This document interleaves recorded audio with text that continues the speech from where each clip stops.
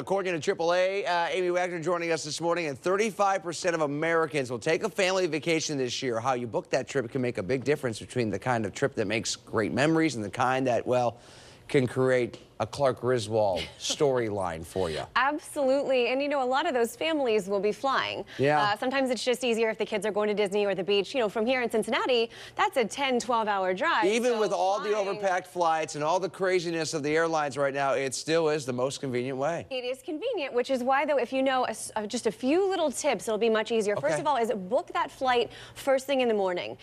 Data shows that about 20% of flights are actually delayed, but those first flights in the morning are usually not delayed. And it makes sense because by the time you get on a flight at 4 or 5 o'clock in the afternoon, it's been 3 other places, it can get backed up. Especially if you have kids, that's the way to do it. Get them out of bed first thing in the morning, getting on that plane, it'll be so much easier. Now, if you're looking to save money, you don't want to fly on Sunday. Why is that? So much more expensive because you've got vacationers coming back a lot of times, and you've got business travelers leaving to go out Tuesday and Wednesday. By waiting to book a trip on Tuesday or Wednesday rather than Sunday, you'll save about $25 a ticket. If that's a family of 4, that's about $100. That's huge. So, absolutely. Any researcher has just, like, I always, the little ones like direct flights. But Yes. do those tend to be more expensive? You know, it really depends. Yeah. I mean, there's a lot of great fares out of Southwest right now. Okay. I've got family who are flying Frontier this week, and that is direct. So there are still some great deals out there, especially since we've got some low-cost carriers flying out of CVG Absolutely. now. So that's a great thing. Also, if you're planning a trip, say, around the holidays, December is actually the most expensive time to fly. If you wait just until January, you're talking about saving $100 or more a ticket. So that's something to think about. Go a week after the holidays. Yes, or 2 exactly. weeks after, Yeah, you can still visit family or whatever it is. You just go a little bit later and you save a lot more money. Now, if you're a Wi-Fi person, right, you can't unattach from that device while you're in the air.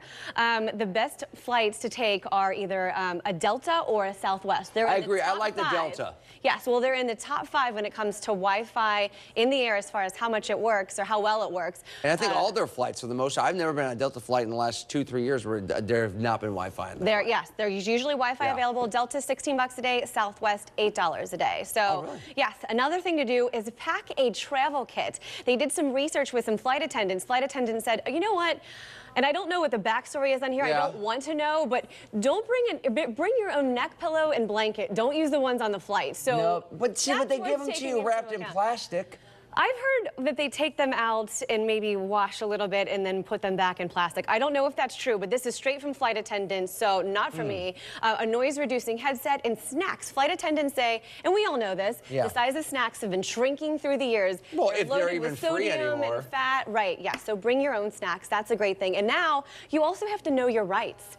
And this kind of came to light when that flight from Chicago to Louisville, where United, they dragged him off the flight. Right. Dr. Dow. And this is a really common practice for planes because empty seats, that's money that they're losing, so they will overbook flights.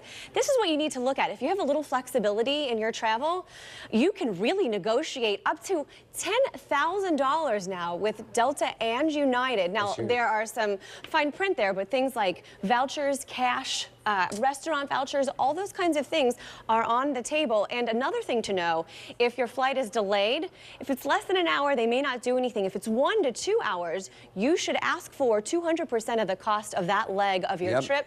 If it's more than 2 hours, 4 hours, something like that, 400% the price of what you pay for that ticket. And if it's mechanical compared to weather too, that plays a key role as well. All kinds of fine print with this.